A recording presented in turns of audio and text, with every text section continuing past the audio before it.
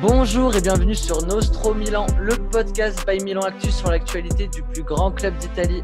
L'AC Milan a perdu 3-0 au San Siro face à l'Inter Milan dans le derby de la Madonnina, doublé de Lautaro Martinez à la 5e puis à la 57e minute. Et enfin Lukaku portera le score à 3-0 en faveur de l'Inter Milan. Pour en parler à mes côtés, j'ai Marco. Salut Marco. Salut à tous. Yann. Salut Yann. Bonjour tout le monde. Et enfin l'ami Théo. Salut Théo. Bonjour à tous. On va du coup revenir sur cette débâcle 3-0, une de plus, Milan qui laisse 4 points d'avance à l'Inter Milan avant un match très important de la Roma qui pourra reprendre seulement 3 points de retard sur l'AC Milan avant le choc de la semaine prochaine où Milan affrontera directement la Roma.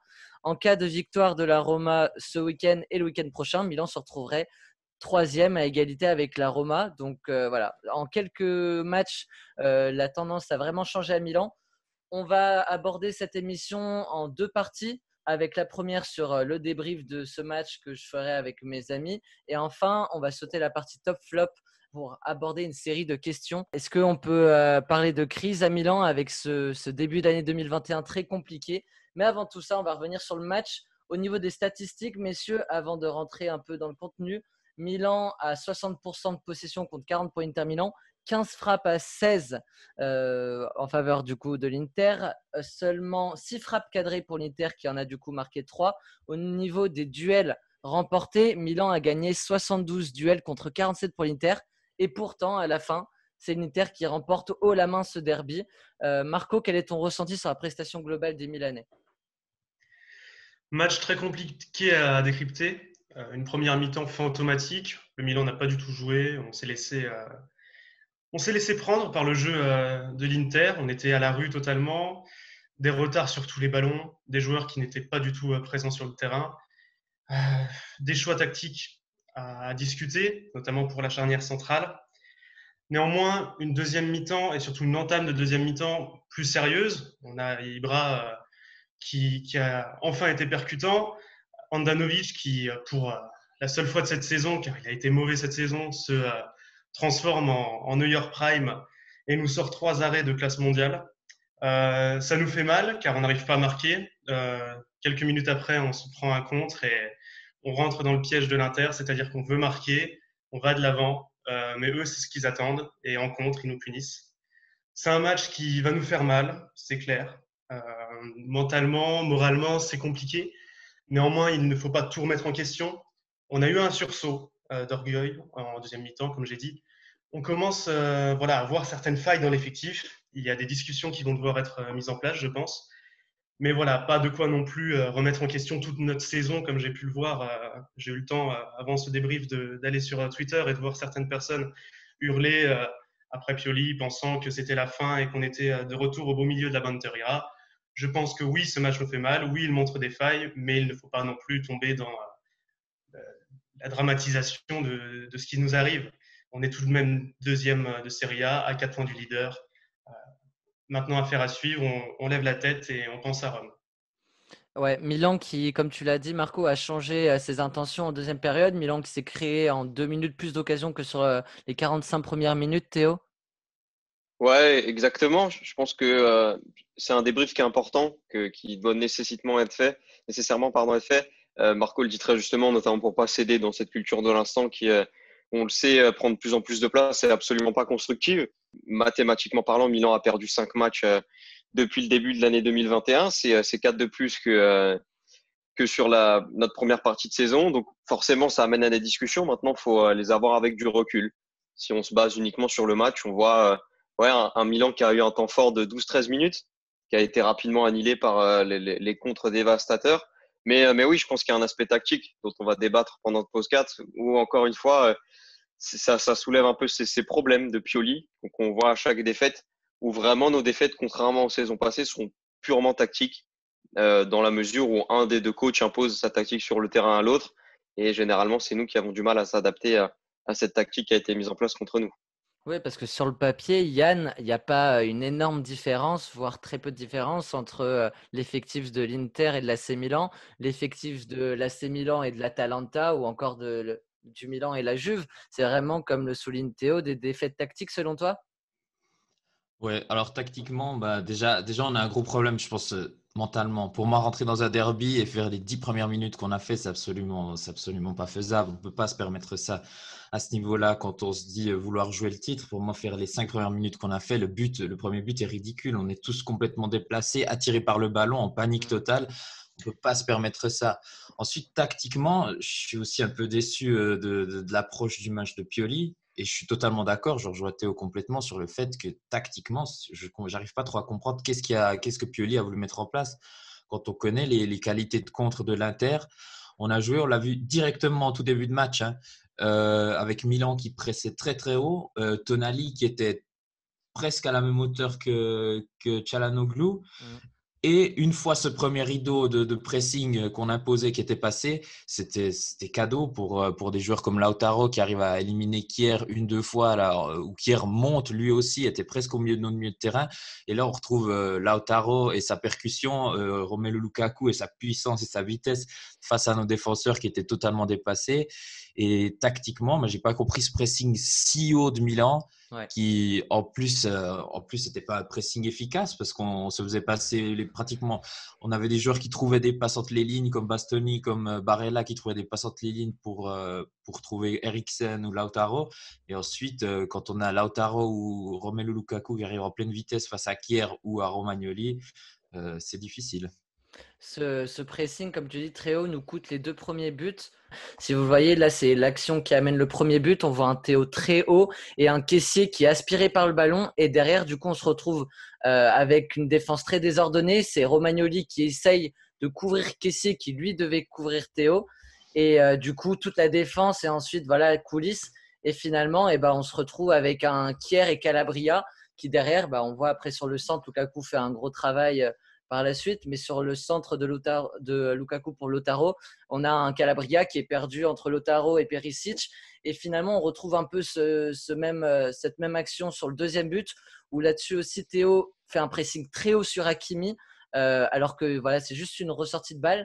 Et derrière, Kessie aussi est très haut, et on se retrouve pareil avec un compte favorable aussi pour Lukaku, il faut le noter, mais aussi du coup avec un déséquilibre où toute la défense coulisse. Et au final, voilà, c'est en fait ce qui est significatif et ce qu'on a vu sur pas mal de buts qu'a encaissé Milan, c'est que Théo monte très haut comme un piston, mais derrière, il n'y a personne vraiment pour le couvrir. Ça crée un décalage. L'équipe face à Milan fait une espèce de transversale sur le côté de Calabria, et Calabria ensuite doit gérer tout seul et défendre face à 2 joueurs, et du coup Calabria est mis en difficulté. Souvent on a tendance à critiquer, à mettre la faute sur Calabria, mais ça va plus loin que ça, Marco. Totalement. Comme tu l'as très justement souligné, on a vraiment cette action type du but contre Milan où Calabre se retrouve au milieu de 2 joueurs adverses. Il est obligé de faire un choix, il y a un décalage, un centre et un but. On connaît cette action par cœur. Oui, en effet, comme on l'a vu encore aujourd'hui, c'est Kessié qui, notamment sur le premier but, ne prend pas la couverture de Lukaku. Il doit être dessus. Du coup, c'est Romagnoli qui le prend. Ça va revenir aussi au débat qu'on va lancer plus tard dans l'émission entre le choix de Kier et Romagnoli sur le terrain. Parce que Romagnoli, face à Lukaku, n'a pas du tout tenu la baraque, et Kier n'a pas réussi à tenir Lautaro. C'est un match qui est compliqué. C'est un match qui a montré en fait nos failles tactiquement. Et je pense que c'est vraiment techniquement en fait que ce match a été perdu plus que sur le terrain, car en deuxième mi-temps, comme on l'a très bien dit avant, c'est pas déshonorant, mais tactiquement, on a vraiment mal joué le coup, comme tu l'as très justement souligné, Guillaume. Le pressing haut nous a causé tort en fait. On a voulu jouer contre l'Inter, alors que l'Inter est une équipe qui fait parfaitement déjouer. On sait que l'Inter a fait exactement le même coup contre la Lazio il y a peu de temps. La Lazio a fait un bon match, pourtant l'Inter les a battus au final. Et c'est le jeu de l'Inter. C'est pas un jeu très flamboyant, mais ça joue en contre, ça défend, et ils adorent faire ça. Je pense que l'approche tactique était mauvaise. On aurait dû, au contraire, leur laisser le ballon et peut-être essayer de réagir après. Mais forcément, après le 1-0, c'était fini. On était obligé d'attaquer, et là, on tombait dans leur piège. Théo. Il y a un réel problème d'approche tactique, ouais. C'est très justement souligné par Marco et Guillaume. Quand tu connais les 2 circuits préférentiels de l'Inter, qui sont la passe en retrait dos au but de Lukaku pour Brozovic avant d'aller exploser en contre, et les combinaisons entre Lautaro Martinez et Lukaku devant, il y a un problème. On Ouais. les a absolument pas. On n'a pas du tout cherché à les contrer, ces deux schémas là. Jouer haut face à un 3-5-2 avec notre bloc équipe, c'était pas cohérent. On Mm. sait qu'on est en difficulté face à des systèmes à 3 défenseurs. Et ouais, il y a un réel problème de répartition. On sait que l'habituel Franck Kessié latéral gauche sur nos phases défensives n'a pas été respecté aujourd'hui parce que, il faut le souligner, Hakimi et Perisic ont fait des deux très grands matchs. Donc Ouais. oui, c'est beaucoup de complications au final. C'est un match qui est même pas bien abordé. Et ça résulte sur une défaite sanglante, encore une fois, où tactiquement, on est obligé d'admettre nos failles. Mais oui, je pense qu'il y a des joueurs aussi sur le terrain qui ont pas été bons. Je pense qu'on va en discuter par la suite, mais Ouais. c'est pas la première fois, malheureusement. On va revenir avant de parler du coup de quelques-uns de ces joueurs qui ont fait défaut à Milan lors de ce match. On peut peut-être souligner la bonne performance d'un joueur qui était incertain avant le début de la rencontre et c'est peut-être le seul qui a réussi et pourtant on a quand même pris 3 buts. Mais c'est le Danois Simon Kjær. T'en as pensé quoi globalement de son match, Yann? Alors moi, je suis pas forcément. Je le trouve quand même. Alors certes, c'est Simon Kjær, il nous sauve sur quelques placements où vraiment dans le placement, je le trouve excellent. Il Sur a défendu certaines tout seul. balles, il a défendu tout seul. Après, moi, j'ai un peu l'impression qu'on a fait re-rentrer Kjær aujourd'hui un peu en catastrophe et je l'ai pas trouvé à 100% de ses moyens. J'ai l'impression qu'on a Physiquement, on sent que voulu. son dos lui fait mal, hein. Et On c'est sent que physiquement, il est pas encore à 100%. Et je le trouve après, bah, comme on dit, Lautaro et Lukaku ont été mis en place sur le terrain parfaitement pour mettre à mal nos défenseurs centraux. Et je trouve que Kier a aussi payé pas mal les pots cassés de notre organisation tactique où il s'est retrouvé souvent face à Lautaro. Et Lautaro, il a cette capacité d'éliminer et de faire un petit crochet. Il a la rapidité que Kier n'a peut-être pas forcément et encore moins avec sa forme physique du moment. Donc, alors, oui, il fait un bon match, mais moi, je trouve que ce match-là, personnellement, j'ai presque envie de plus l'analyser en tant que dans sa globalité, en tant que toute Ouais. l'équipe. J'arrive pas vraiment à trouver de joueurs qui sortent du lot ou de joueurs qui passent totalement à côté de leur performance. Je trouve que c'est dans l'ensemble, dans la modalité, dans l'organisation tactique où on est complètement passé à côté. Il y a un joueur Après, pour. Ouais, vas-y. Vas-y, je vas-y. tiens peut-être quand même à préciser que le 3-0 est vraiment dur. Hmm. Pour ce qu'on a vu, tu l'as dit avant dans les stats, on n'est pas si loin que ça. Après, c'est vraiment les individualités de l'Inter qui nous ont totalement eu. Un Lukaku, un Lautaro devant, c'est très très fort. Et je pense qu'il faut l'avouer que Lukaku, pour moi, c'est un des tout grands avant-centres du foot en ce moment. La Hmm. puissance qu'il a, j'ai cru revoir un Adriano sur le deuxième but où il remonte tout le terrain, où il frappe du gauche, où il met à mal tout notre milieu de terrain, toute notre défense. C'est du grand art. Pour toi, Théo, il y a un joueur ou pas qui s'est démarqué côté Milan? Positivement, j'ai beaucoup aimé le match de Sandro Tonali, moi, encore une fois, Ah ouais? qui monte en puissance. Il aurait pu marquer lors de notre temps fort. Tu le disais en début d'émission, Zlatan a été invisible sur les 45 premières minutes. Il était un peu plus en vue sur les 15 premières de la seconde période. Mais Sandro Tonali, il fait du bien. On sait que Benacer, il va encore falloir attendre quelques semaines avant de le revoir. La rechute qu'il a fait récemment n'est pas inquiétante, mais c'est comme Kier, c'est comme plein d'autres joueurs qui se blessent et qui sont absents et éloignés assez longtemps des terrains. Il y a une remise en forme qui doit se faire tout simplement. Et donc, je pense que Benacer, on va devoir encore attendre quelques semaines avant de le voir en forme. Et j'ai beaucoup aimé le match de Sandro Tonali, en tout cas aujourd'hui au milieu de terrain. Ouais, moi, je te rejoins clairement sur Sandro Tonali. Il avait un devoir pas évident cet après-midi et je l'ai trouvé dans nos joueurs vraiment un des tout meilleurs. Il a réussi justement à trouver des lignes de passe assez intéressantes. Il était à deux doigts de marquer. Je me souviens aussi d'une action en deuxième mi-temps, je crois, où il arrive à dribbler quelques joueurs au milieu de la surface de réparation. Je l'ai trouvé en confiance. Je l'ai trouvé qu'il a voulu prendre des risques et c'est de bon augure pour la suite, Tonali. Très bien. Eh ben, on va passer à la performance parce qu'on va pas toutes les aborder, mais j'aimerais aborder avec vous plus en profondeur le cas Romagnoli qui, voilà, je sais qu'on s'en fout de s'il divise ou pas. Ça fait plusieurs prestations qu'il est en deçà de son niveau et de sa forme normale, habituelle. Il y a un problème Romagnoli qui va se créer. Il a ce brassard de capitaine qui l'empêche un peu d'être remplaçant, mais avec les bonnes performances qu'on a vues de Tomori, de Kaloulou ou même de Gabia qu'on ne voit plus trop en ce moment, mais qui était assez bien complémentaire avec Kier lors notamment de la blessure de Romagnoli. On sait que cette charnière fonctionne, en tout cas Kier-Gabia. Il y a un problème Romagnoli. Toi, comment tu l'aborderais si tu étais Pioli, Marco? C'est compliqué, car en effet, c'est notre capitaine. On sait que même lorsque Ibra est revenu au club, on n'a pas voulu destituer Romagnoli. C'est compliqué car c'est un joueur qui, mine de rien, est là depuis longtemps. C'est un joueur qui a le brassard. Pour moi, il faut aborder une discussion. Je pense que c'est clair, le niveau de Romagnoli n'est plus suffisant. Il faut agir, il faut faire quelque chose. Je ne sais pas si ça doit passer par un séjour sur le banc. Lui retirer le brassard me paraît compliqué car voilà, ça serait créer une polémique un peu Oui. pour rien, je pense. Car, Et puis on se souvient de la division Mauro Icardi et le brassard il y a quelques années qui exactement. avait littéralement scindé le vestiaire en deux. Mais il peut complètement garder son brassard de capitaine, mais passer remplaçant. Romagnoli, c'est possible. On s'est fait pour. On a un vice-capitaine qui se nomme Donnarumma. Je vais dire Antonio Donnarumma. Gianluigi Donnarumma, il est tout à fait possible. Enfin, pour moi, c'est pas parce qu'on ne doit pas faire des changements tactiques que quand un joueur est blessé. C'est pas ça être coach. À un moment, quand tu as un joueur qui a un coup de moins bien, il ne faut pas attendre qu'il se blesse pour changer ta tactique. On l'a vu, Andrea Conti commencer avec notamment le restart titulaire. Il a fallu sa blessure pour que Calabria prenne sa place. Et pour moi, un coach doit savoir prendre ce genre de décision.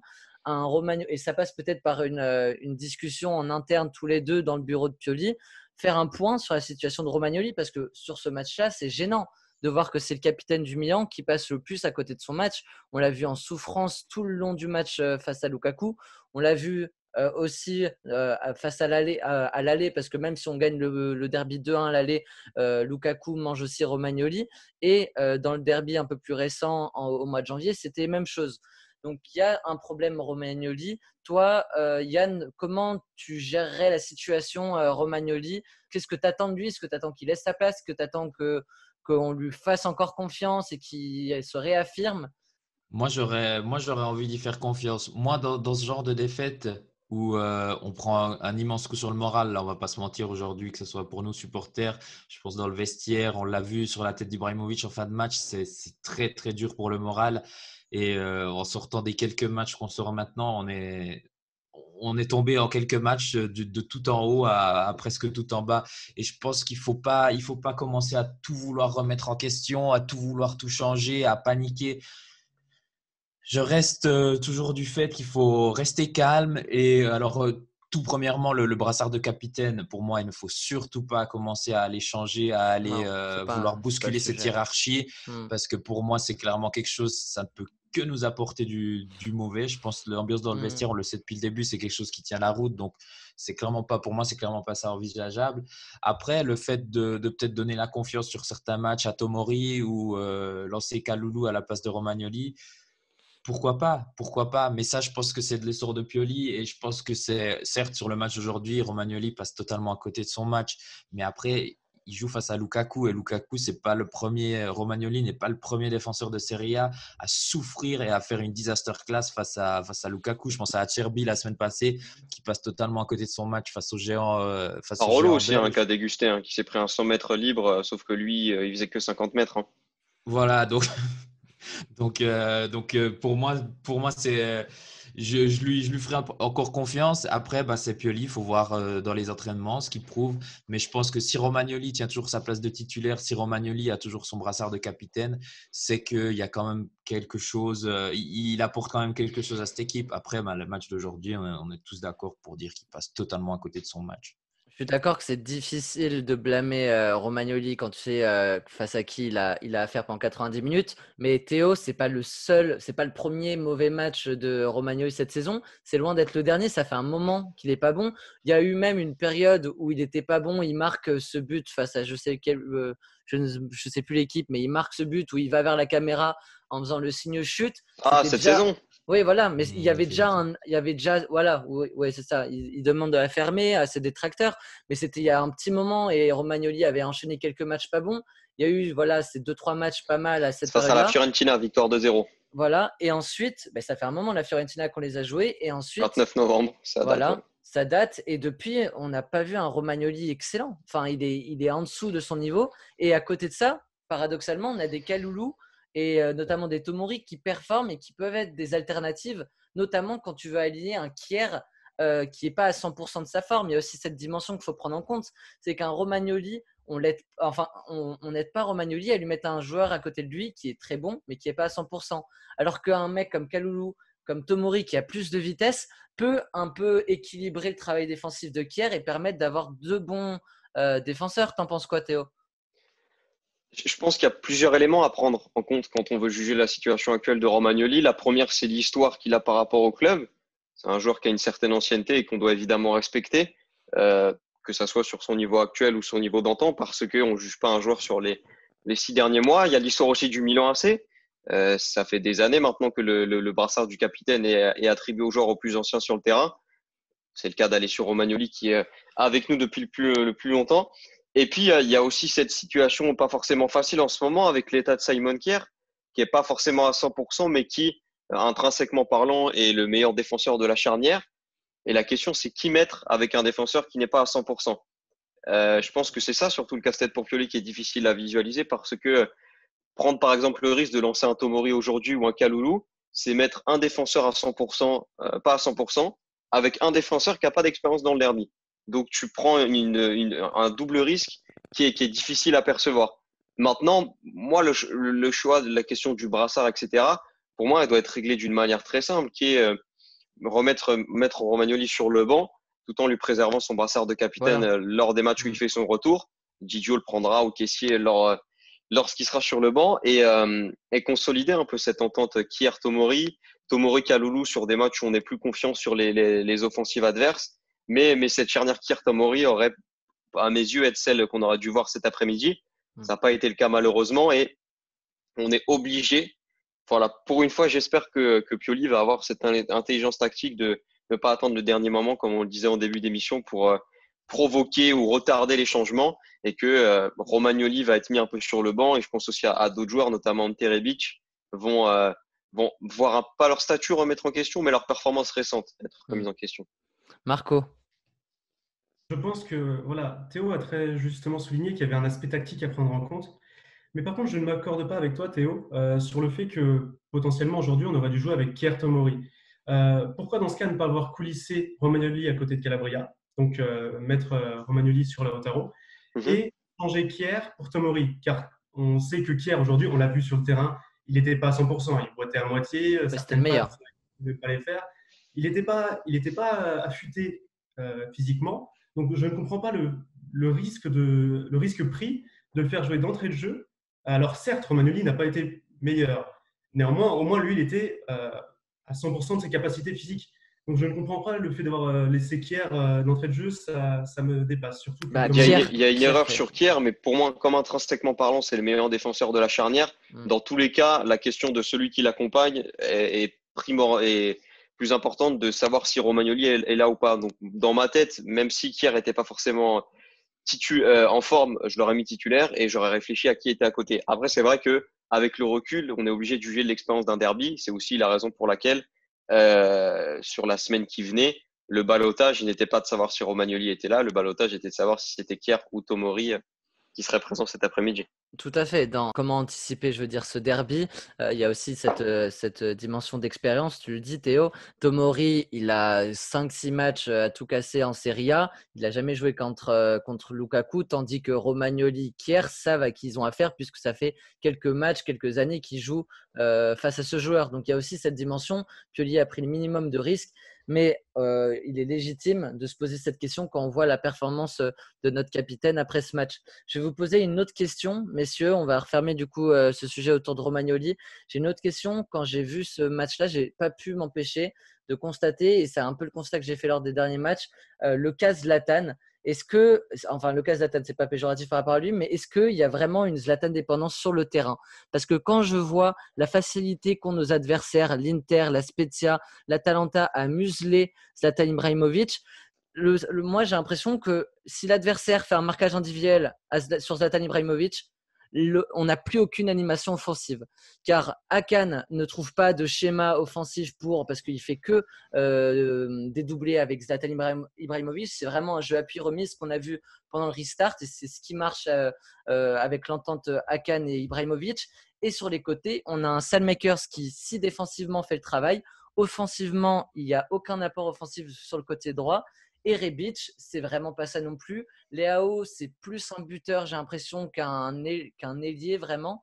Donc, moi, j'ai l'impression, et j'aimerais savoir si vous partagez cet avis ou si vous n'êtes pas d'accord, si quand il y a un marquage individuel sur Zlatan, derrière, ça devient difficile, voire impossible de marquer parce qu'on n'a plus d'animation offensive. Donc, est-ce qu'on n'est pas un peu Zlatan dépendant, Théo?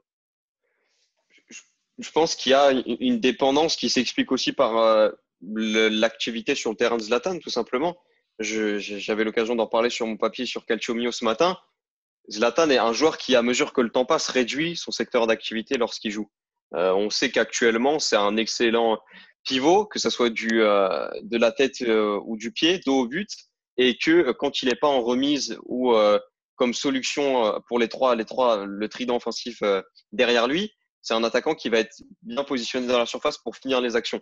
À partir du moment où vous avez compris que Zlatan, ces deux secteurs d'activité se situent là, c'est difficile de ne pas bien le prendre. Le match de l'Atalanta était quand même extraordinaire dans cette mesure parce que Gasperini avait vraiment fait un marquage de Cristiano Romero au sol dans le jeu sur Zlatan et Jim City sur les duels aériens de Zlatan.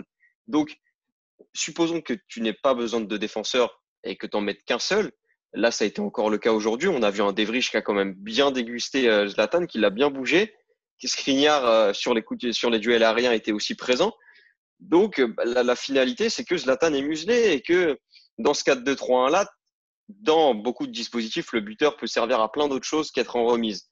Sauf que là, c'est évidemment une adaptation quand même énorme pour Zlatan d'être à la pointe de ce 4-2-3-1 parce que c'est un profil de buteur assez unique, comme on le dit depuis le début de saison. Et à partir du moment où ce profil est muselé, emprisonné et qu'on l'empêche de remiser ou de faire ses circuits de jeu habituels, bah, tu le disais très justement, Hakan Çalhanoğlu est perdu. On ne retrouve pas l'aide des ailiers et Zlatan passe à côté de son match et a un rendement offensif de 13-14 minutes sur la rencontre d'aujourd'hui, pas plus. Yann? Notre Zlatan dépendance, c'est parce que j'ai presque l'impression que, comme tu le disais avant, offensivement, c'est un peu un de nos seuls atouts en ce moment qui nous permettent d'être dangereux et de faire peur à l'adversaire. Rebic est pour moi pas, ça va plus en ce moment. Hakan, depuis son retour du Covid, il n'a plus retrouvé sa forme qu'il avait avant. C'est de nouveau une période où, pour moi, il n'est pas à 100%. Hakan, on le force un peu à jouer. Il n'est pas à 100% de ses moyens. Et sur le côté, Saelemaekers, il fait certes un travail défensif intéressant, mais je le trouve aussi depuis un moment un peu limité. Et j'ai l'impression que nos solutions, c'est des centres sur Zlatan, d'essayer de trouver sa tête. Et aujourd'hui encore, les fois où on a été le plus dangereux, c'est quand on a trouvé la tête du Suédois. Et donc, oui, pour moi, on est dépendant de Zlatan, mais on n'a pas beaucoup d'autres solutions, j'ai l'impression.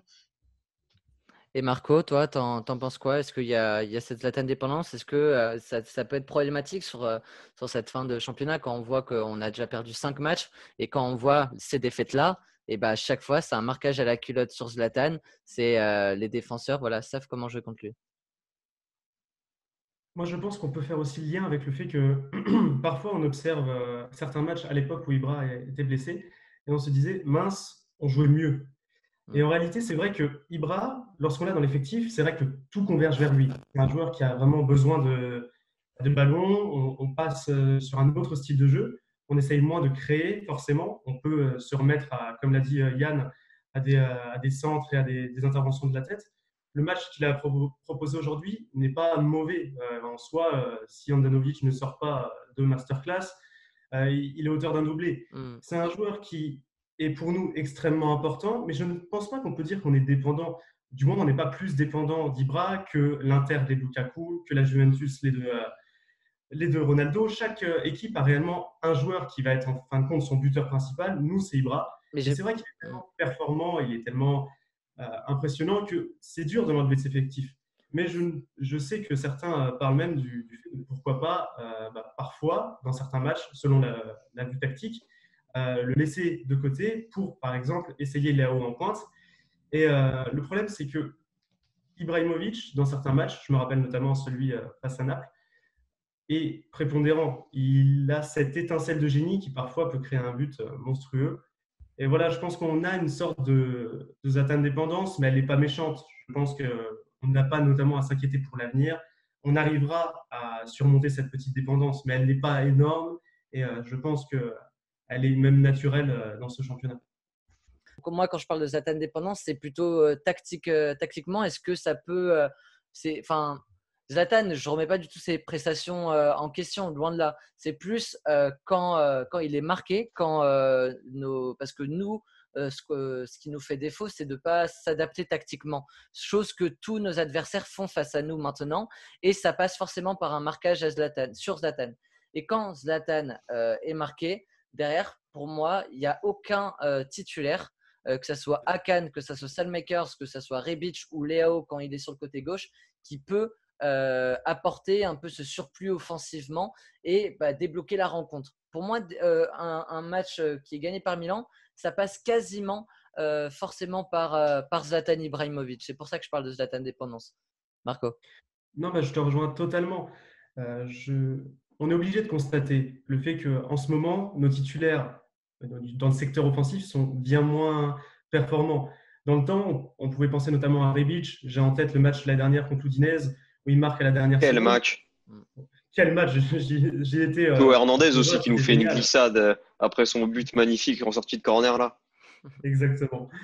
Mais voilà, j'ai des images de Çalhanoğlu, de Rebic, de Saelmakers qui sont parfois assez performants pour, même si Ibra n'est pas dans un bon match ou alors s'il est très marqué, ils ont cette étincelle de génie pour eux aussi réussir à transformer le match. Mais ces derniers temps, et c'est d'ailleurs ce qui nous cause peut-être le plus défaut, c'est qu'on a un Rebic qui est en dilettante, c'est qu'on a un Çalhanoğlu qui, comme l'a très justement rappelé Yann auparavant, n'est plus du tout dedans actuellement. Il joue pareil, c'est en dilettante, c'est une moitié de match bonne et une autre moitié très moyenne. Et après, on a des Saelmakers qui, par exemple, aujourd'hui, me paraissaient très timides. Il se donnait, c'est clair, mais il était très timide, il n'osait pas aller en 1 contre 1. Donc voilà, je pense qu'en effet, c'est aussi nos titulaires derrière qui pêchent un peu. Et voilà, après, à voir comment évolueront ces cas dans les prochains matchs.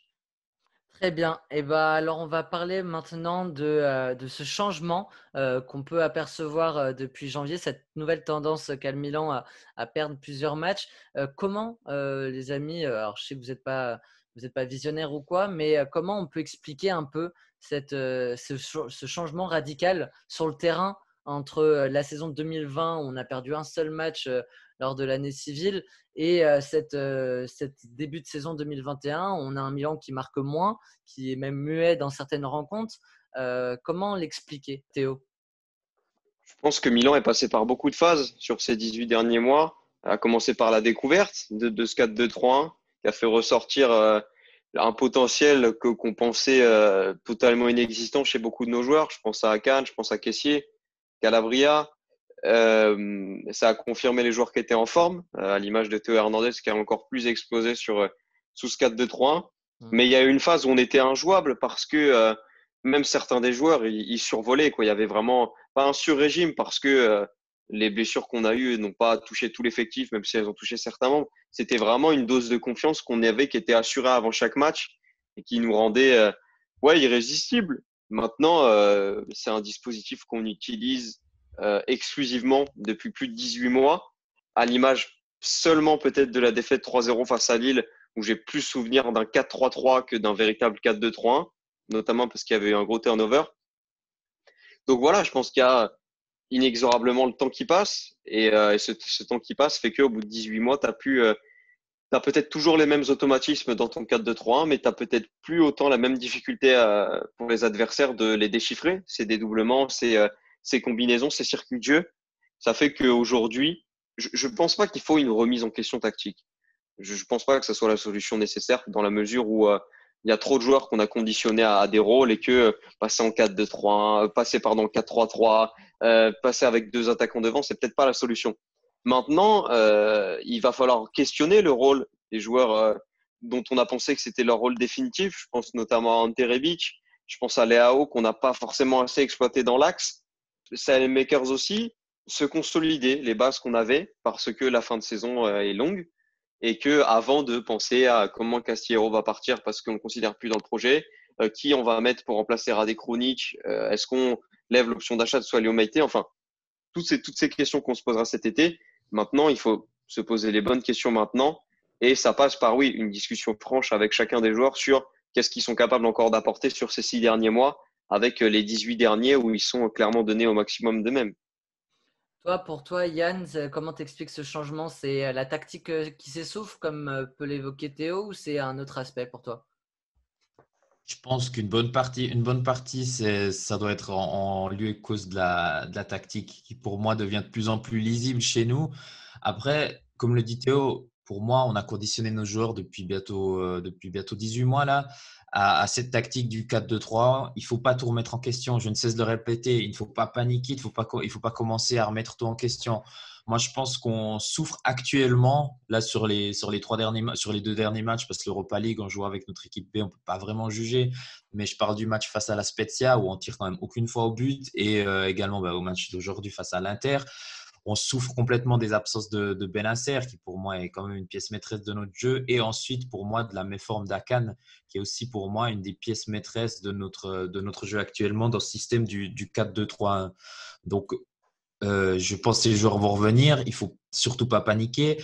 Après, cette immense période où on ne faisait que gagner, on savait que ça allait une fois se terminer. Enfin, on savait qu'on surfait sur une vague où tous les joueurs, on arrivait à sublimer tous nos joueurs. Où on a vu des Alexis Salmakers faire des matchs presque de folie classe. Et sur son côté droit, je me rappelle au derby du match aller. Donc, on savait que ça allait arriver. Ça allait arriver à un moment ou à un autre. Après, justement, au moment où ça arrive, il faut pour moi pas paniquer, continuer à construire sur les bases qu'on a construites et peut-être essayer de s'adapter avec des petites adaptations tactiques. Ça sera à Pioli de montrer ses talents d'entraîneur qu'il nous a montré jusqu'à maintenant, de pouvoir réadapter, trouver la version 2.0 de son 4-2-3-1 et puis de nous resublimer ses joueurs. Mais comme dit, moi je trouve qu'on souffre beaucoup des absences de Benacer et de la petite méforme, si on peut dire ça comme ça, d'Akan en 10. Marco, toi, ton avis sur la question? Tu l'expliques comment? Pour moi, il y a deux gros facteurs en fait à ce radical changement entre 2020 et 2021. Je vais rejoindre totalement ce qu'a dit Yann. En effet, après une telle série de matchs sans défaite ou de matchs où on a gagné une belle période, au bout d'un moment, on a des joueurs qui, de 1, vont se fatiguer physiquement. Et pour cela, Pioli a directement essayé de faire tourner. On a eu un turnover, etc. Le problème, c'est que pour moi, ça a créé aussi le fait que certains rythmes ont été cassés. On avait des joueurs en forme, on a dû les reposer et c'était justifié. Mais pour le coup, une dynamique a été cassée. C'est ce qui m'inquiète un peu aujourd'hui. J'espère qu'on va vite retrouver un rythme adéquat pour reprendre le championnat comme on l'avait commencé. Ensuite, je pense qu'il y a aussi l'aspect moral. On a une équipe qui a connu une période géniale de ce début de saison. Et d'un coup, elle commence à perdre. Là, encore une fois, jeudi, elle est égalisée à la dernière seconde par l'Étoile Rouge. On a des résultats en ce moment qui ne sont pas super. Donc, sur le moral, ça pèse forcément. Cette défaite va aussi peser. Et j'espère justement qu'on va vite arriver à s'en relever, car c'est ça qui pourrait nous faire mal sur le long terme. Et forcément, des joueurs qui sont habitués à gagner tout le temps et pour qui tout marche bien, si du jour au lendemain, on leur met un coup et ils voient que la dynamique ne marche plus pareil, et au bout d'un moment, ça fait forcément un coup au moral. Et de plus, je pense que, comme tu l'avais souligné auparavant, on a forcément des joueurs qui ont qui savent comment est le dispositif, ils ont leurs automatismes. C'est aussi pour ça qu'en ce moment, il y a des difficultés. Les équipes adverses le comprennent. Elles arrivent à adapter leur tactique pour nous contrer. Et alors peut-être qu'un changement tactique pourrait être la voie. Ouais. Après, je reste totalement bloqué sur le 4-3-3. J'ai de trop mauvais souvenirs avec ce dispositif. Ouais. Et même jouer à 2 attaquants. Hein. Moi, j'ai très peur. J'ai très, très peur. Messieurs, moi, alors tu m'as fait ma transition parce que moi, j'ai réfléchi du coup à cette tactique. Quand on voit le contenu du match, Milan joue en 4-2-3-1. Sur les phases défensives, en revanche, ça s'apparente plus à une défense à 3 avec ce caissier qui couvre vraiment Théo. Caissier couvre, mais sans être défenseur. Du coup, on a vraiment un truc bizarre. Mais on a quand même une défense à 3, je trouve, sur les phases défensives. Moi, je vais vous partager encore une fois cet écran et vous, chers auditeurs, ça va s'afficher. Moi, j'ai réfléchi à cette tactique-là qui est le 3-4-1-2. Comment l'expliquer et pour comment le justifier? On voit un Romagnoli et notamment aujourd'hui qui s'est vu se faire prendre sans cesse de vitesse. Et même si c'est un défenseur qui a une bonne vision de jeu, c'est assez difficile. Et globalement, je trouve que Kier Romagnoli, ça manque de vitesse. Alors voilà, on n'est pas sur FIFA, on sait qu'il n'y a pas que ça qui compte, mais forcément que c'est quand même quelque chose que là, on l'a vu, aujourd'hui a été fatal. On a la chance d'avoir une profondeur d'effectif là-dessus, à ce poste-là, avec notamment Tomori, avec Kaloulou, avec Gabia. Donc je pense qu'on peut peut-être essayer, ou en tout cas ça peut être, je ne parle pas de plan A, mais ce dispositif pour moi peut être un plan B, avec du coup un Tomori qui prendrait place en défense aux côtés de Romagnoli et Kier.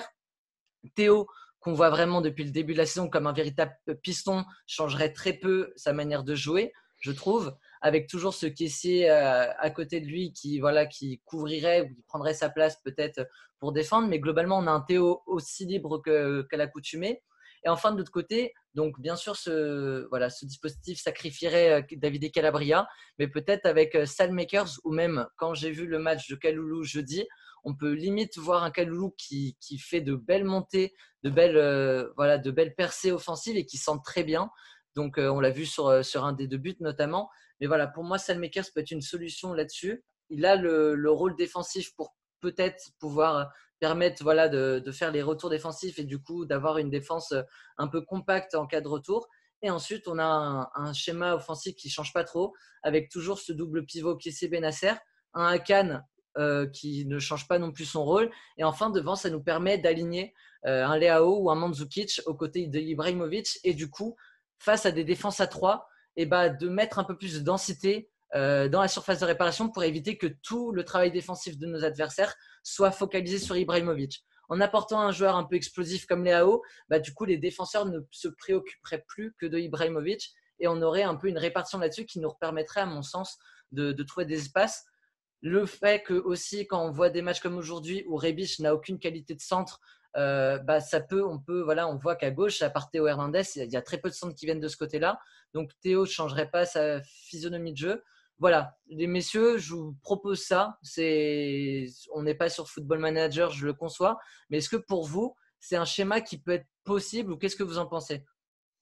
Ça me semble plausible. Après, moi, j'ai une grosse exigence sur les pistons en Italie parce que c'est le modèle de joueur qui se développe peut-être le mieux du côté de ce pays-là. Et c'est aussi celui qui demande le plus de rigueur tactique. Là, sur les 2 pistons qu'on a, et même sur ceux auxquels on réfléchit, Kaloulou, Calabria, etc., j'ai très peur d'un déséquilibre. Quand tu me montres le dispositif, j'imagine parfaitement une phase défensive où Salesmaker prend son repli habituel. Romagnoli devient limite latéral gauche et Théo Hernandez, qui a fini numéro 7 parce qu'il a oublié de descendre, et juste à côté de Leao et a complètement oublié de dézoner. Et le problème, c'est que là, Kessié, si tu lui demandes ou qui reprend ses habitudes de revenir défendre couloir gauche, pardon, tu laisses Benasser du coup complètement exposé. Donc, ce dispositif-là, je dirais que dans les joueurs axiaux, on a largement de quoi faire. Tu le dis très justement, mais apporter de la présence devant la surface, ça serait évidemment un atout en plus pour nous. Maintenant, sur les pistons, j'ai quand même de la réserve parce que déjà, ça assurait la présence de Romagnoli dans le 11, ce 3-5-2, parce qu'on ne pourra pas se permettre de tourner à 3 sans lui. Et j'ai de plus en plus de mal avec ce défenseur. Théo, il y a des idées, il y a des choses intéressantes. Maintenant, si là, par exemple, tu me donnes un joker, je mets Lazzari à droite. Et à ce moment-là, oui, ce 3-5-2 est parfait. Tu vois. Le problème, c'est que Manuel Lazzari, il joue ce week-end avec la Lazio, qu'il n'en a rien à cirer de Stefano Pioli et qu'il ne sera pas chez nous dans 2 semaines. Donc, voilà, une petite réserve sur les pistons. Ouais. Mais l'idée de repositionner certains joueurs me semble évidemment louable et ça peut être une piste de peut-être penser à revoir notre organisation sur les côtés et mettre un peu plus de monde dans l'axe. Calabria pourrait clairement prendre la place de Salmakers auquel cas. Pour Si, moi, oui. Calabria et Kaloulou sont des joueurs qui peuvent avoir ce rôle et on s'orienterait vers une défense à 5 en phase défensive, voir si Théo fait le repli. Mais il y a ce truc de là, à l'heure actuelle, on a cette exigence de Théo et qui est lassant. Et pourtant, même aujourd'hui, quand on voit le match de Théo, même si je trouve qu'il est extrêmement haut dans le pressing, j'ai du mal à le mettre flop parce que derrière, sa présence offensive, s'il n'est pas là, c'est le néant total. Donc pour moi, Théo, faut limite pour qu'il s'exprime encore mieux dans son football, faut essayer de le désengager de cette exigence défensive. Vraiment lui laisser encore plus de liberté qu'il en a actuellement. Parce que derrière, ça coûte. Derrière, on a un caissier qui est latéral gauche quasiment sur une phase sur deux. Et s'il n'est pas là, et ben finalement, c'est un Romagnoli. Yann, qu'est-ce que tu en penses toi de cette tactique? Est-ce que tu en as peut-être une autre à évoquer? Mais d'abord, celle-ci, est-ce que tu penses que Je trouve c'est ça, plausible? je trouve ça intéressant, je trouve ça plausible. Après, j'émets peut-être quelques petits doutes sur le rôle de Kessie et Benacer, qui sont quand même des joueurs avec une vocation très défensive, je trouve. Et avec ce système, on aurait presque, je trouverais un effectif qui se tournerait presque trop sur la défensive. Après, c'est difficile à juger comme ça. Faudra pouvoir expérimenter le projet, peut-être l'envoyer à Monsieur Stefano Pioli qui puisse le tester. Mais j'émets quelques petits doutes sur le rôle de Kessie et Benacer, qui ont quand même un rôle très important dans notre défense pour contrer les attaques adverses. Et avec 3 défenseurs, plus encore les possibles retours ensuite sur les phases défensives de Salmakers et Théo et Benacer et Kessie, je trouve qu'on créerait peut-être un petit déséquilibre et on n'aurait peut-être pas assez de monde devant. C'est la première idée qui me vient en tête quand je vois ce système de jeu. Mais comme je l'ai dit tout à l'heure, moi j'attends avec impatience le retour de Benacer en tant que titulaire. Et il est trop important, beaucoup trop important pour notre équipe, et le retour également de Çalhanoğlu. Aujourd'hui, je l'ai retrouvé de nouveau un peu, il marche sur le ballon, il rate quelques contrôles, il rate quelques passes faciles. Personnellement, moi je continuerai sur notre 4-2-3-1. Qui d'ailleurs, j'en avais déjà parlé quelques fois dans des podcasts, mais nos 4-2-3-1 en phase offensive ressemble beaucoup au système de jeu que tu proposes là, où souvent Théo monte et c'est plutôt, comme tu l'as dit, Kessie qui va prendre une place en défense pour laisser la liberté à Théo ou à Calabria de monter en phase offensive. Donc, c'est une idée, franchement, c'est une idée. Après, j'aimais, comme dit, quelques petits doutes sur le rôle, peut-être l'idéologie un peu trop défensive de cette composition. Moi, à l'heure actuelle, pour moi, il y a 3-4 problèmes à notre 4-2-3-1. Le premier, je l'ai dit, c'est le fait que Ibrahimovic soit tout seul en pointe et que derrière, tous nos schémas de jeu passent par lui. Que ce soit les centres. Les centres, voilà, on cherche la tête d'Ibra en tant que pivot pour peut-être retrouver aux abords de la surface à Cannes, que ce soit les dégagements de Kier pour chercher directement la tête de Zlatan pour orienter le jeu. Quoi qu'il arrive, ça passe sur lui. Et là, on l'a vu depuis le mois de janvier, les équipes qui nous ont joué à l'aller et qui ont dégusté du Ibra, elles savent comment nous contrer sur les matchs retour. Donc ça, pour moi, mettre un deuxième attaquant, c'est limite obligatoire à l'heure actuelle si on veut espérer contrer nos adversaires, contrer le contre. Tu vois, c'est un peu un jeu d'échecs à un moment donné. Deuxième problème, pour moi, c'est que Kessié, je les trouve que sur les derniers matchs, il s'occupe plus de couvrir Théo que de vraiment avoir ce rôle de double pivot au milieu de terrain où tu as un système de passe entre Benacer, Kessié, Akan qui était très vertical, tu vois, qui était vraiment très rapide, très fluide. Je trouve que Kessié, on le voit plus, je sais pas, faudrait voir s'il n'y a pas une map un peu de où il se trouve sur le terrain et pendant combien de temps il joue, mais pour moi, Kessié, il a plus ce rôle maintenant de milieu gauche un peu à couvrir Théo qui monte plutôt que vraiment de se soucier de son poste qui est un double pivot qui est de se retourner et orienter le jeu vers Akan. Tu vois, il y a un peu ce côté qui devient un peu problématique et du coup, pour moi, ça se passe par un peu ce rôle de 3 défenseurs qui Tomori soulagerait Kier qui lui se préoccuperait de couvrir un peu Romagnoli. Et du coup, on aurait plus un caissier en phase défensive aussi bas. Pour moi aussi, c'est une des raisons pour lesquelles j'oriente ça. Je vais te demander ton avis, toi Marco, est-ce qu'il faut changer la tactique? Est-ce que tu t'orienterais vers celle-ci? Est-ce que tu as une autre suggestion? Alors honnêtement, je resterai pour l'instant sur notre bon vieux 4-2-3-1 car Ouais, il a fait ses preuves jusque-là.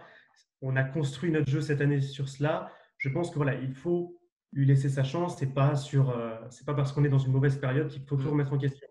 Néanmoins, j'aime ce que tu proposes. Je trouve que le fait de mettre Léo à côté d'Ibrahimovic peut être super intéressant. On sait que quand les deux jouent ensemble, ils Ibrahimovic s'entendent bien. Ouais. arrive à transcender Léo, c'est génial. Néanmoins, je rejoins un peu ce que disait Yann. J'ai peur d'un manque d'animation offensive, surtout si Çalhanoğlu n'est pas en grande forme. Si un Çalhanoğlu est en grande forme dans ce genre de dispositif, ça peut être génial. On peut vraiment avoir de super ouvertures. Néanmoins, si Chala n'est pas là comme on l'a vu aujourd'hui, ça risque d'être très très compliqué.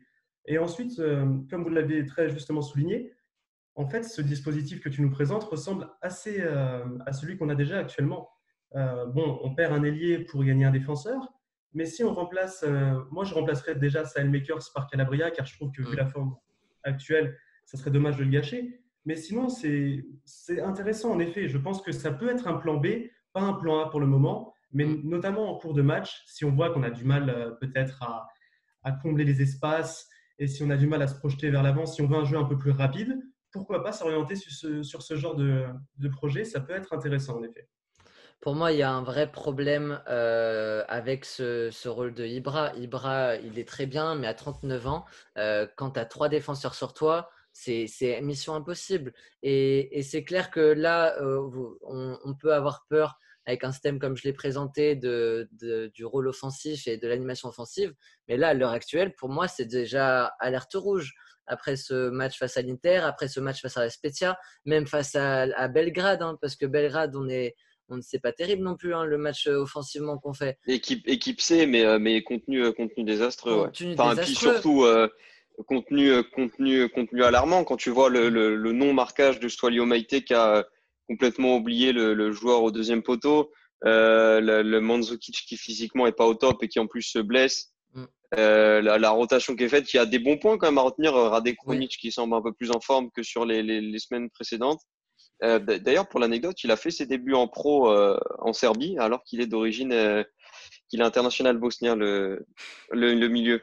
Mais du coup, ouais, non, pas grand-chose à retenir de Belgrade. Mais pour rapidement passer dessus, il faudra faire attention au retour et on espère que les titulaires seront mis et qu'on passera parce que cette défaite-là, matériellement, face à l'Inter, elle nous éloigne un peu plus du Scudetto. Je sais que j'ai souvent été critiqué pour, euh, pour mon sang-froid, entre guillemets, sur ça, dans la mesure où j'ai toujours considéré que Milan jouait Mm. le top 4 cette année, pas le Scudetto. Et quand on voit la physionomie de ce match, les rencontres qui s'enchaînent, Benevento reçoit la Roma ce soir, la Roma qui nous affronte dans une semaine.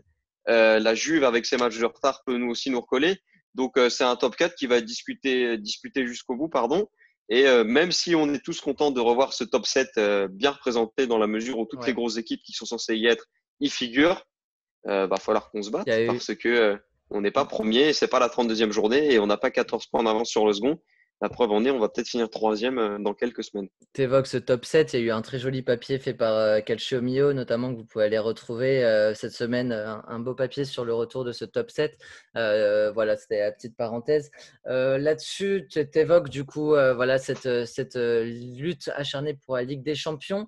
Voilà, on s'orientait vers le Scudetto parce qu'on était champion d'hiver, etc. Il y a aussi cette dimension, comme on en a longtemps parlé dans ce podcast, de ce premier chapeau. Quand on voit notamment Séville qui eux ont gagné la Ligue Europa l'année dernière mais qui du coup héritent du chapeau 1 et on voit du coup à quel point le parcours en Ligue des Champions peut être un peu plus facilité en étant chapeau 1 en visant du coup la Ligue des Champions et ce qui va être probablement le cas parce que là ça va être très dur quand on voit la dimension et comment on joue nos adversaires directs de viser le Scudetto. Mais du coup, est-ce que pour vous, il faut rééquilibrer un peu notre vision, peut-être un peu plus jouer. Pour vous, il faut vraiment, coûte que coûte, aller chercher la Ligue des Champions, quitte à finir chapeau 4 et douiller et se choper une poule de la mort l'année prochaine. Ou peut-être qu'il faut mieux regarder la Ligue Europa et se dire il y a peut-être un coup à jouer et peut-être que le chapeau 1, il est peut-être plus facile à aller choper en Ligue Europa qu'autre chose. Yann?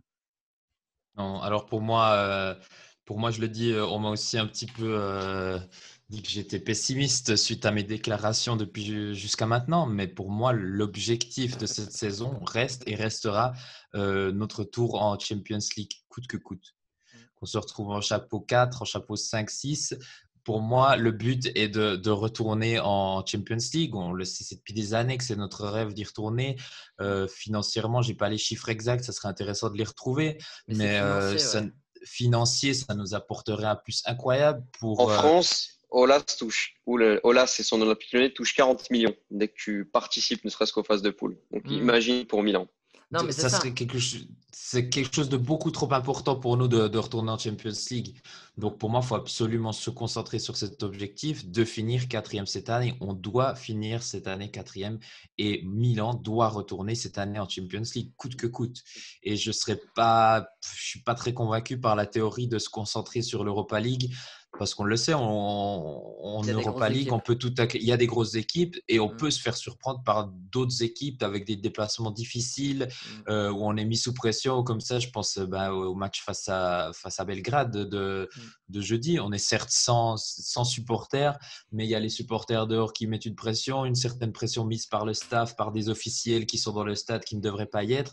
Et on est très vite mis en difficulté. Donc, on le sait que ça ne tient à rien du tout l'Europa League et que souvent de grandes équipes qui partent favorites arrivent à se casser les dents Oui. face à des petites équipes. Mais pourquoi? Pourquoi? Parce que c'est finalement, et on le voit sur la Ligue Europa, c'est pas la meilleure équipe du tournoi qui gagne, c'est celle qui la joue vraiment. En Ligue Europa, c'est sans cesse les clubs espagnols, les clubs portugais qui la jouent. Et pourtant, chaque année, tu as des Tottenham, des Manchester, etc. Mais qui, eux, luttent en première ligue pour la Ligue des Champions coûte que coûte. Mais finalement, en Ligue Europa, ceux qui la gagnent, c'est pas forcément la meilleure équipe du tournoi. C'est ceux qui la jouent à fond, c'est ceux qui alignent un Zlatan Ibrahimovic tout au long de la compétition, c'est ceux qui respectent leurs adversaires et qui alignent l'équipe A. Tu vois, il y a cette dimension vraiment de jouer l'Europa League coûte que coûte.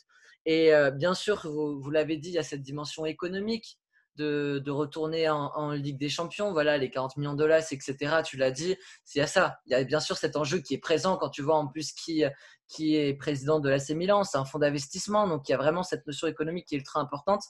Mais je trouve qu'il ne faut pas non plus oublier la dimension sportive.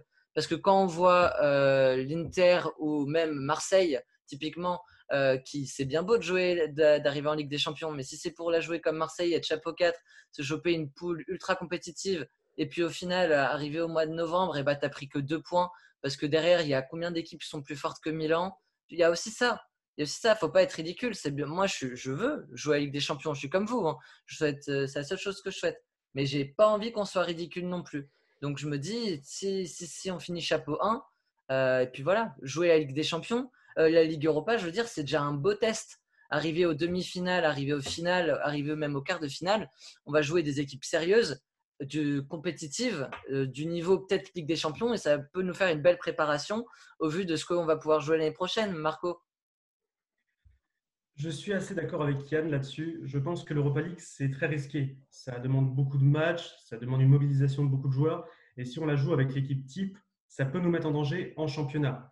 Et donc évidemment, pour moi, l'objectif, c'est la Ligue des Champions. Néanmoins, j'ai l'impression qu'on a vite oublié l'objectif Scudetto dans tout ça. Car même si c'est vrai, on a peut-être été un peu orgueilleux sur la dernière série, etc., de penser au Scudetto, on avait de quoi. On était une équipe d'Italie qui proposait un des meilleurs jeux. On était leader de Serie A. Et encore aujourd'hui, on n'est qu'à 4 points du premier. Et on sait que l'Inter, c'est le genre d'équipe qui peut des fois se casser les dents sur des petites équipes. J'ai en tête le match contre Udine, j'ai en tête le match contre la Sampdoria. Tout comme nous, ouais. C'est une équipe qui est assez instable parfois et qui peut perdre des points. Pour moi, on ne doit pas oublier totalement l'objectif Scudetto. Évidemment, à voir dans les prochains matchs. Si contre Rome, c'est compliqué, si les matchs suivants sont vraiment compliqués, d'accord, on se replie et on pense uniquement au match, à la qualification en Champions. Ensuite, pour l'Europa League, à voir ce qu'on donne. Évidemment, déjà, ce tour, je pense qu'on va le passer assez légitimement. Ensuite, si on commence à vraiment s'approcher des demi-finales, là, évidemment, on peut la jouer sérieusement.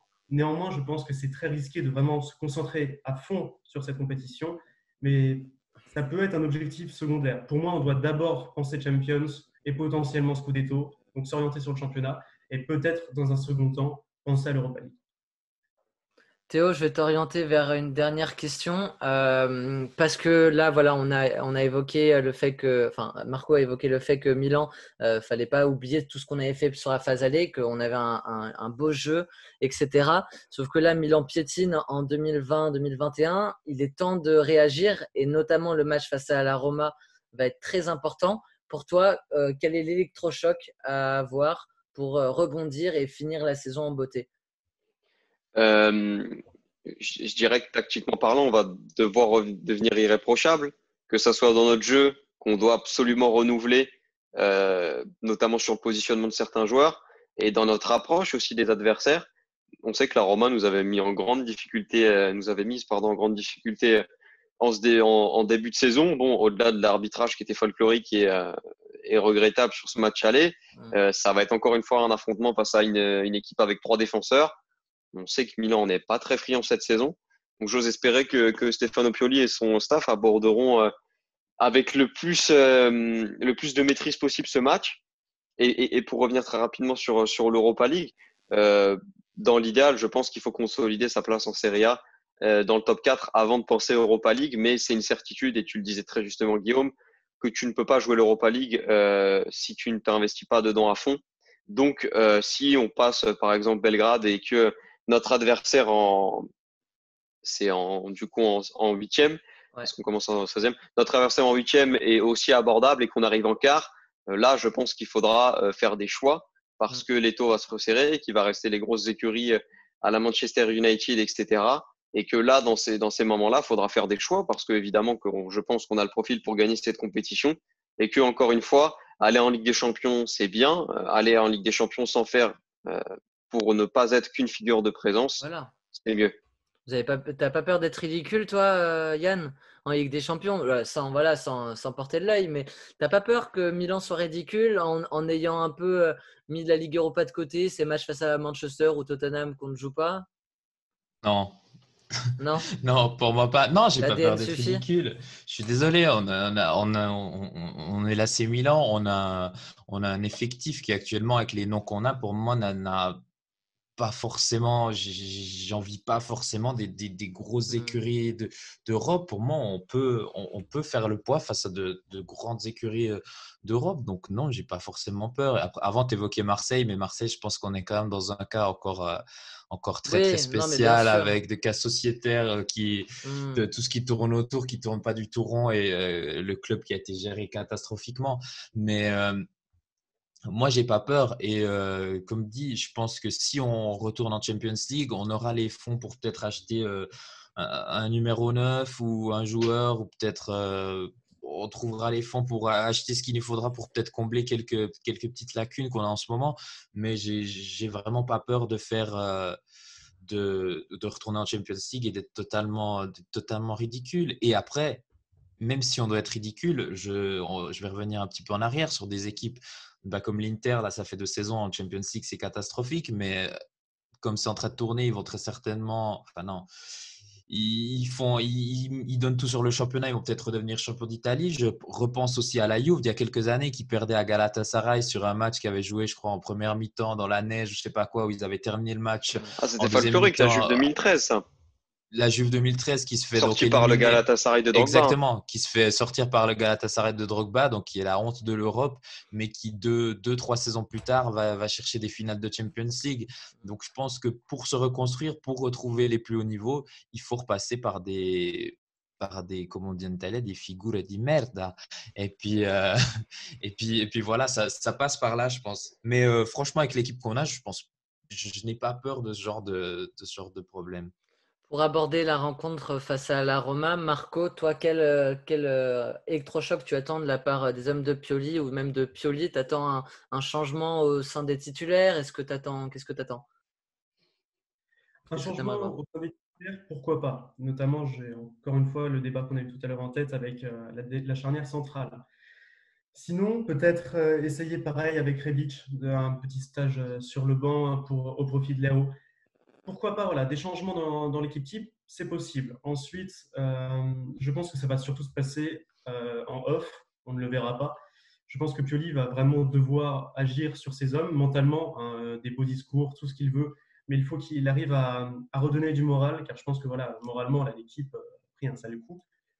Prendre 3-0 dans un derby avec tout l'engouement que les supporters avaient mis au préalable, c'est compliqué. Vraiment, on déçoit le peuple et ça fait mal. Donc, je pense que Pioli va avoir un gros boulot à faire cette semaine. Et par contre, aussi, je pense que ça, ce sera l'électrochoc qu'on a besoin. C'est une analyse tactique au préalable, car on a vraiment un mal fou à se lancer dans le match. Encore aujourd'hui contre l'Inter, contre la Spezia la semaine dernière, on a l'impression qu'en une semaine, Pioli, des fois, ne travaille pas du tout l'entame de match qu'il va proposer. Et là, je pense que cette fois, ça serait l'occasion, contre la Roma, de bien préparer le match, de s'apprêter à attaquer contre une défense à 3, et cette fois, de comprendre un peu les dynamiques qui vont se passer. Donc voilà, je pense qu'une analyse tactique profonde et surtout un bon regain au moral sera nécessaire. Très bien. Dites-nous, vous, dans les commentaires, si vous pensez que l'AC Milan est en début de crise. Est-ce que vous pensez que l'AC Milan va pouvoir aussi se relancer face à la Roma dans ce match décisif? Je le répète encore une fois, en cas de victoire, la Roma, lors de cette journée de championnat et face à la Milan, on se retrouvera à égalité avec eux. La Lazio est également à 43 points, égalité avec la Roma. Donc derrière, les deux se resserrent. Mais je pense que quand même Milan doit regarder devant elle plutôt que derrière parce qu'elle a les armes pour lutter plutôt entre la première et la deuxième place plutôt que la quatrième et la cinquième. En tout cas, voilà, il y aura aussi le retour de l'apéritivo mercredi avec nos amis de Solo Milan. On abordera cette fois-ci le rétro de la saison 2011-2012. Voilà, on a fait la 2010-2011, mais évidemment que les deux saisons vont de pair, elles sont limite indissociables avec du coup le départ à la fin de la saison de nos grandes légendes Gattuso, Nesta, Pippo. Donc on reviendra là-dessus avant d'aborder lors d'une troisième émission des débats un peu plus profonds sur d'autres aspects qui ont marqué l'histoire de l'AC Milan. Du coup, on vous donne rendez-vous mercredi sur Twitch et puis le lendemain sur YouTube pour le replay de l'apéritivo. Et puis on abordera ensuite la Roma pour ce match déjà décisif pour la lutte à la Ligue des Champions pour l'AC Milan. En attendant, prenez soin de vous. Merci messieurs aussi de m'avoir accompagné lors de ce débrief qu'on a essayé de rendre intéressant malgré la débâcle face à l'Inter. Et puis on se retrouve très bientôt. Forza Milan, ciao. Ciao à toutes. Ciao tout le monde.